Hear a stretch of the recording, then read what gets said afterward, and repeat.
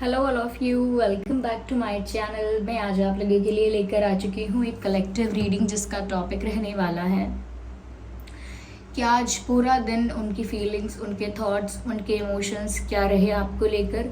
Reading general है, collective है, तो हो सकता है कि आपके साथ एक्यूरेटली मैच करे या हो सकता है सिर्फ कुछ परसेंट आपके साथ रेजोनेट करे। आपको ओपन माइंडेड होकर ये रीडिंग सुननी है। यह रीडिंग सभी ज़ोडिएक साइंस के लिए है, हर उम्र के व्यक्ति के लिए है, टाइमलेस है। आप जब भी इस वीडियो तक पहुंचेंगे यह आपके साथ तभी रेजोनेट करेगा, फिर चाहे आप इस वीडियो तक कितने भी समय बाद क्यों ना पहुंचे हों। अगर आप ड्रीम टैरो चैनल पर पहली बार आए हैं, सब्सक्राइब ज़रूर करें और बेल आइकन प्रेस करना ना भूलें।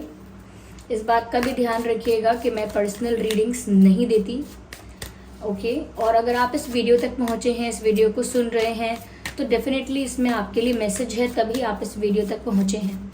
आइए देखते हैं कि आज पूरा दिन वह कैसा फील कर रहे थे, क्या थी उनकी energy.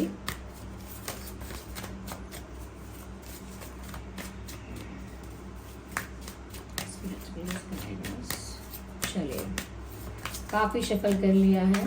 Now let's start the reading. I need one card.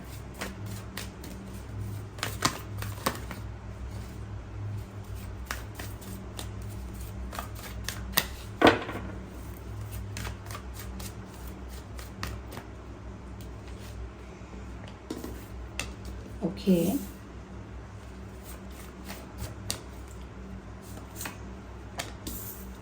ठीक है।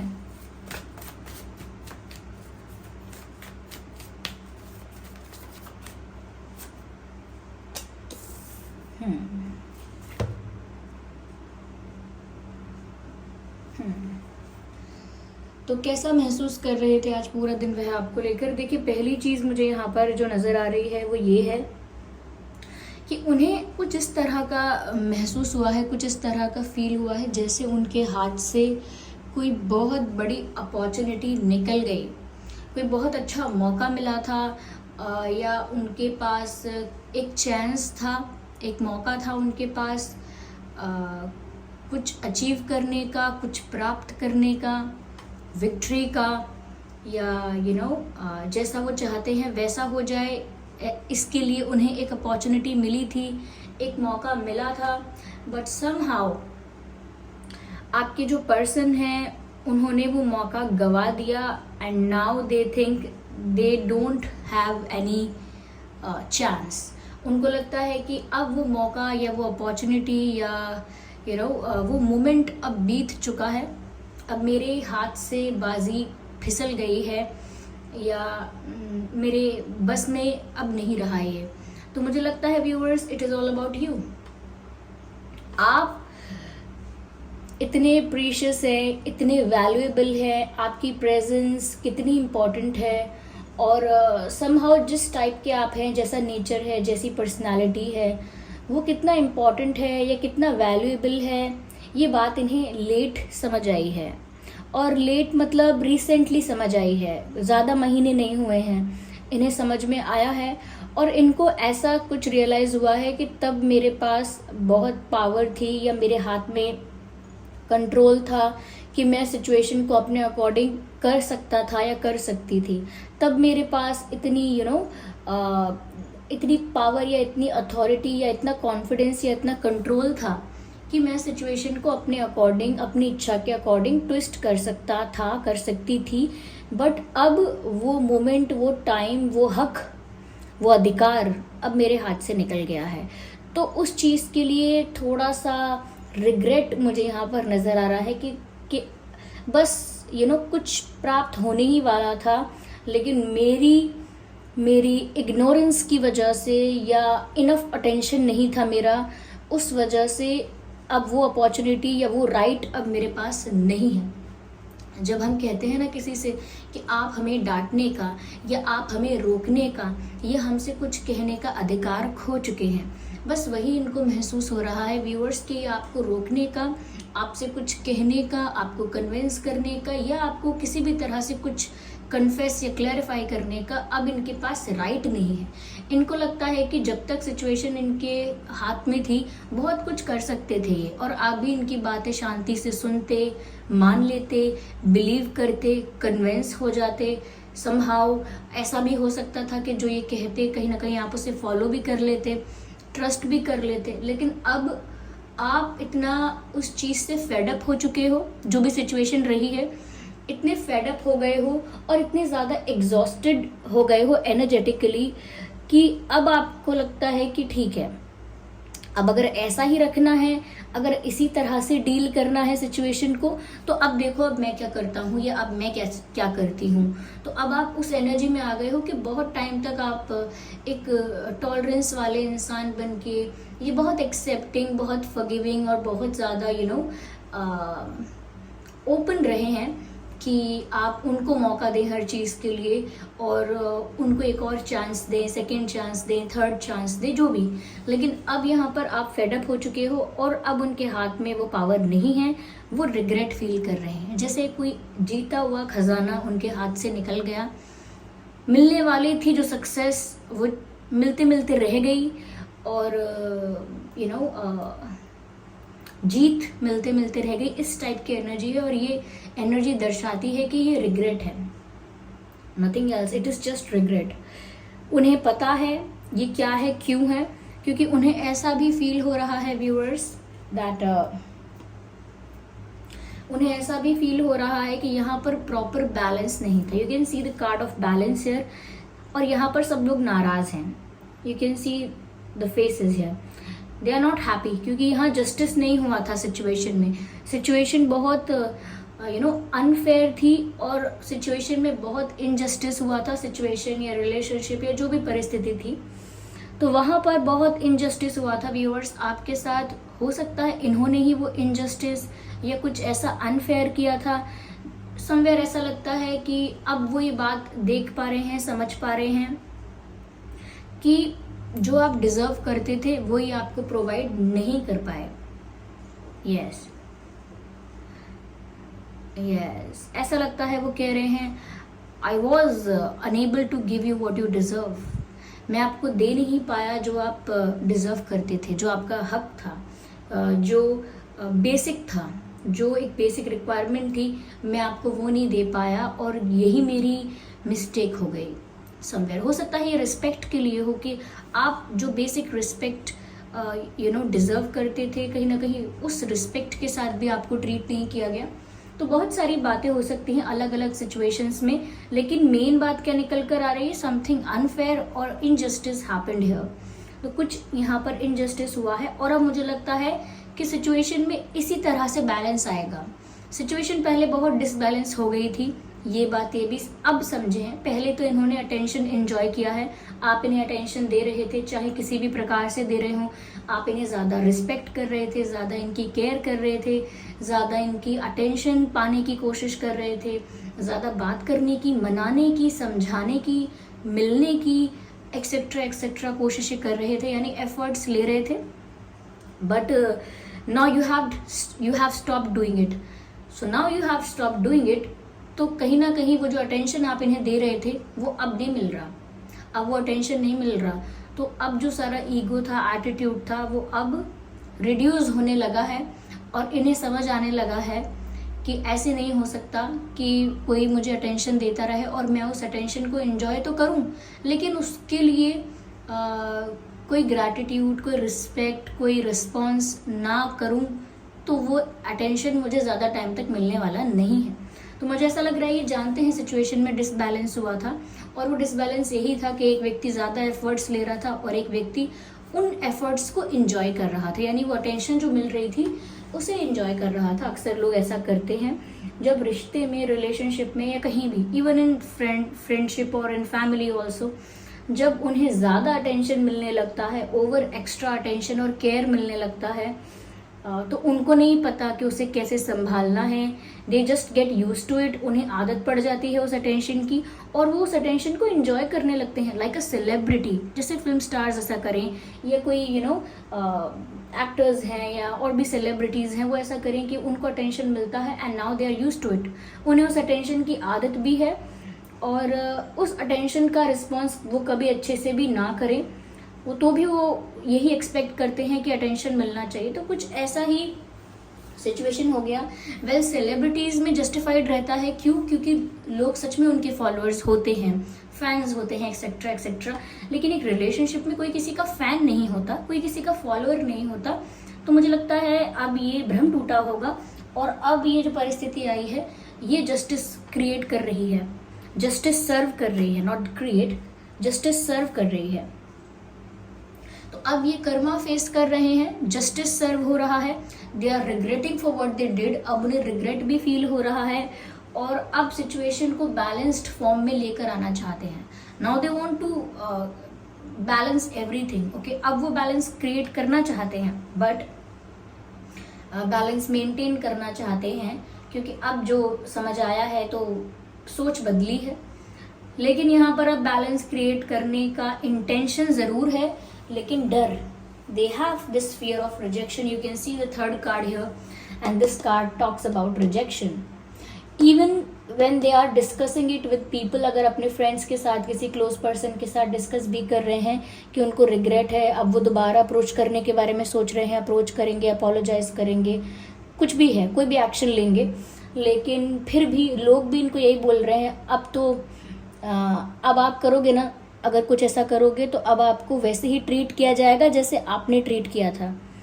अब आपको वही वही इग्नोरेंस या वही डिसरिस्पेक्ट आपको झेलनी पड़ेगी जो आपने की थी। तो अब आप गए ना तो रिजेक्शन पक्का है। तो लोग भी, अगर कोई इनके क्लोज फ्रेंड्स हैं, वो भी इनको यही बोल रहे हैं कि अब अगर वो अपना मूड चेंज कर चुके हैं, यानी कि व्यूअर्स आपके लिए कह रहे हैं, इनके करीबी लोग, कि अगर व्यूअर्स आप अपना मन बदल चुके हैं, मूड चेंज कर चुके हैं, तो फिर अब आपको फर्क नहीं पड़ेगा कि कोई सैड हो रहा है या कोई सॉरी बोल रहा है। You will be strong and straightforward, and you will be standing in your confidence, and you will be sitting on your throne. आप अब एक राजा रानी की तरह अपने थ्रोन पर बैठे रहेंगे, और आप एंटरटेन नहीं करेंगे ऐसी किसी बात को। तो यहाँ पर लोग इन्हें पहले से बोल रहे हैं, और उस वजह से भी इनके मन में और भी डर आ रहा है। या फिर ये भी हो सकता है कि लोग ना बोल रहे हों, इन्होंने ओवर थिंकिंग कर करके ये भाव अपने अंदर बना लिया है कि बात तो सही है, अगर मैं वापस अप्रोच करूँगा या करूँगी तो अगर कर्मा ही सर्व हो रहा है, मुझसे मिस्टेक हुई थी और अब मेरे हाथ से राइट और अपॉर्चुनिटी चली गई है, तो मुझे तो रिजेक्शन ही मिलना है, तो आप इन्हें रिजेक्ट कर देंगे, ये बात का इनको बहुत डर है। अभी तो चलो आपके पास नहीं आए हैं, आपको अप्रोच नहीं कर रहे हैं, नहीं कर रही हैं, तो एक वाइब ऐसी बना सकते हैं, या ऐसा प्रिटेंड कर सकते हैं, ऐसा पोर्ट्रे कर सकते हैं कि अरे ठीक है ना, सेपरेशन हो गया, अलग हो गए, आपने मुझे चेस करना या मुझे अटेंशन देना बंद कर दिया, तो मुझे क्या ही फ़र्क पड़ा, मैं तो पहले भी ऐसे ही था, अभी भी ऐसे ही हूँ। लेकिन अगर वो एक्शन ले लेते हैं या अपोलोजाइज करते हैं या आपकी तरफ आपको अप्रोच करते हैं, आपकी तरफ बढ़ते हैं, और फिर आपने इन्हें रिजेक्ट कर दिया, तो सिचुएशन और भी ज़्यादा वर्स होने वाली है, क्योंकि ऑलरेडी ये अपना कर्मा फेस कर रहे हैं, ऑलरेडी रिग्रेट में हैं, ऑलरेडी एक डिसअपॉइंटमेंट भी है, फियर भी है, और उसके साथ साथ जब आप इन्हें रिजेक्ट कर देंगे ऑन देयर फेस, तो वो रिजेक्शन इनसे हैंडल नहीं होगा। The person who enjoys attention a lot, it is difficult for that person to tolerate and digest rejection. ऐसा व्यक्ति रिजेक्शन आसानी से नहीं झेल पाता, बहुत ज़्यादा डिप्रेस हो सकता है, एंजाइटी में जा सकता है, टेंशन में जा सकता है, अग्रेसिव हो सकता है, या फिर उल्टी सीधी बातें कर सकता है। जो व्यक्ति नहीं झेल सकता रिजेक्शन, वो तरह तरह से उसके भाव प्रकट होते हैं, कभी वो रोने लगेगा या ज़्यादा गुस्सा भी करेगा, अपशब्द का प्रयोग करेगा, या फिर एकदम से शांत भी हो सकता है, कुछ भी हो सकता है, अनप्रिडिक्टेबल है ये चीज़ें। लेकिन ऐसा यहाँ पर दिख रहा है कि वो सोचते तो हैं कि आए, लेकिन जब भी वो ये प्लान किसी से डिस्कस करते हैं या अपने ही मन में एनालाइज करते हैं, तो वो फियर ऑफ रिजेक्शन बना रहता है। या दैट्स स्कैरी। मुझे ऐसा भी लगता है कि आप इस बात से भी थोड़े से खफा नाराज़ हुए हैं कि आप एफर्ट्स तो ले रहे थे, आपको उसमें ज़्यादा कोई प्रॉब्लम नहीं था, आपके लिए वो ओके था, बट समवेयर आपने देखा कि आपको सेकेंड ऑप्शन की तरह ट्रीट किया जा रहा है and there is someone else और सम अदर सिचुएशन जिसको बहुत ज़्यादा प्रायोरिटी दी जा रही है। तो आपने ऐसा देखा कि अगर आप एक ऑप्शन बनकर रह गए हैं तो और ज़्यादा आपको गुस्सा आया, और ज़्यादा आपको डिसरिस्पेक्टिंग लगा। ऑफ कोर्स आपने वो गुस्सा इतना दर्शाया नहीं, लेकिन यहाँ पर ऐसा लगता है जैसे कि आपको अटेंशन नहीं मिल रहा था, उस बात से तो एक दुख था या एक डिसअपॉइंटमेंट थी, लेकिन आपको एक ऑप्शन की तरह ट्रीट करना और अपना अटेंशन, अपना फोकस कहीं और शिफ्ट कर देना, ये बहुत डिसरिस्पेक्टिंग हो जाता है। क्योंकि हमें ऐसा लगने लगता है that am I not visible और इज माई प्रेजेंस अनवांटेड। तो ऐसे जब क्वेश्चंस आने लगते हैं कि क्या मेरी प्रेजेंस वैल्यूड नहीं है, अनवांटेड है, तो फिर इंसान फिर कड़े फैसले लेता है जो कि शायद आपने लिए हैं। अगर ऐसा कुछ नहीं हुआ है देन मुझे मुश्किल ही लगता है कि इस रीडिंग में आपका कोई मैसेज होगा, क्योंकि यहाँ पर मुझे ऐसा तो लग रहा है कि व्यूअर्स आपने कोई डिसीजन लिया है दूर हटने का, मूव ऑन करने का, या डिस्टेंस मेंटेन करने का, या साइलेंट ट्रीटमेंट देने का, या फिर ऐसा कोई डिसीजन लिया है कि अब आप चेज नहीं करोगे, जिससे आना है सामने से अपने आप आए। ओके, या मुझे लगता है अभी आपके साथ यूनियन चाहते हैं। Now they want to reunite with you. अभी आपके साथ एक होना चाहते हैं, उनका इंटेंशन अब ये है। मुझे लगता है अभी आपका अटेंशन पाने की कोशिश करेंगे, जबकि आप अगर इन्हें इग्नोर भी करेंगे तो भी ऐसी कुछ स्ट्यूपिडिटी भी करेंगे, या ऐसे कुछ एक्ट करेंगे, ऐसे कुछ एक्शंस करेंगे जिससे आपका ध्यान आकर्षित कर सके। जैसे अलग अलग स्टेटस स्टोरीज डालना जिससे आप कंफ्यूज हो जाओ और आपका अटेंशन उस तरफ जाए कि अरे ये किसके लिए है, मुझसे कहा है या किसी और से कहा है, या फिर ये बहुत ज़्यादा ओवर इंजॉय करके दिखाएं सोशल मीडिया पे, या फिर सोशल मीडिया पे अचानक से ब्लॉक करें, अचानक से अनब्लॉक कर दें, कोई मैसेज भेज कर बोलें गलती से भेज दिया, मतलब ऐसा वियर्ड बिहेव करना जिससे सिर्फ वो आपका अटेंशन ग्रैब कर सके, ऐसा कुछ अटेंशन पाने की कोशिश करेंगे। अब अगर ये जो डर आ गया है ना मन में कि अगर मैं अप्रोच करूंगा या करूंगी तो रिजेक्ट हो सकता हूँ, तो इसीलिए ये हाइड एंड सीक वाला गेम स्टार्ट कर सकते हैं कि छुप छुप के हिंट देकर या अलग अलग साइंस देकर चेक करना कि आप अभी भी इंटरेस्टेड हैं या फिर इनको नहीं ट्राई करना चाहिए। रिजेक्ट हो सकते हैं, इंसल्ट हो सकती है। This person is very smart.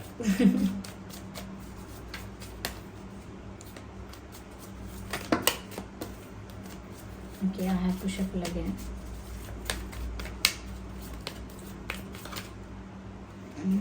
Is it one? No, I need one card.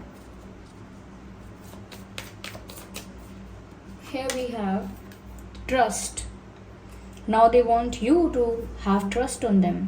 मुझे ऐसा लगता है व्यूअर्स आप ये बोल सकते हैं ट्रस्ट में, या ऐसा बोल सकते हैं कि अब आप मुझ पे भरोसा कर सकते हो, लेकिन अब ट्रस्ट भी एक दिन में तो नहीं बन सकता। ट्रस्ट की कमी हो गई है इस सिचुएशन में, there is lack of trust.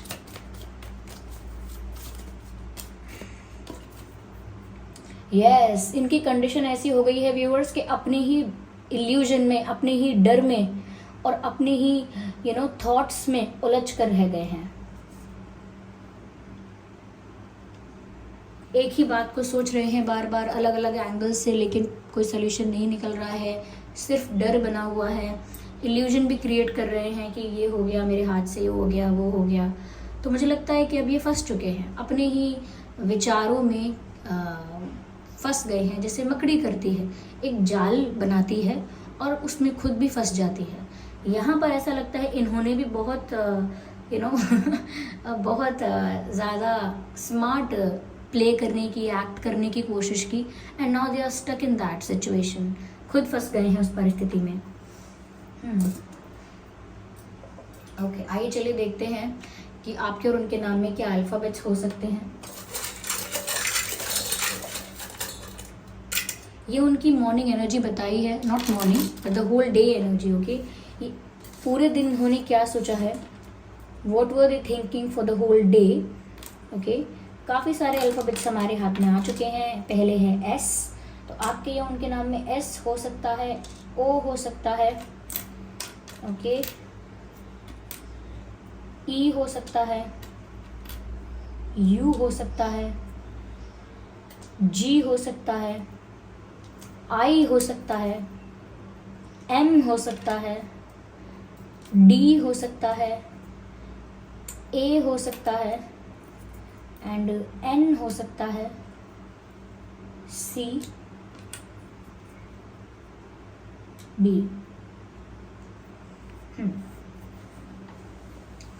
Yes, SOEUGIMDANCB, ये कुछ अल्फ़ाबेट्स हैं जो आपके और उनके नाम में हो सकते हैं। आई होप ये रीडिंग आपके लिए हेल्पफुल रही है व्यूवर्स। इस रीडिंग ने आपको थोड़ा बहुत गाइड किया है। अगर 1% भी गाइड किया है तो आप वीडियो को लाइक ज़रूर करें, सब्सक्राइब करें ड्रीम टैरो चैनल को और बन जाएं ड्रीम टैरो फैमिली का हिस्सा। बेल आइकन ज़रूर प्रेस कीजिएगा, क्योंकि अगर आप बेल आइकन प्रेस करेंगे तो उससे होगा ये कि जब भी मैं कोई वीडियो लेकर आऊँगी सबसे पहले वो आप तक पहुँच सकेगा। कमेंट करके अपने एक्सपीरियंसेस और ये रीडिंग कितने % रेजोनेट करती है वो भी शेयर कीजिएगा। चलिए फिर मिलते हैं अगली रीडिंग में, तब तक के लिए bye family, bye angels, love you all, bye bye, take care.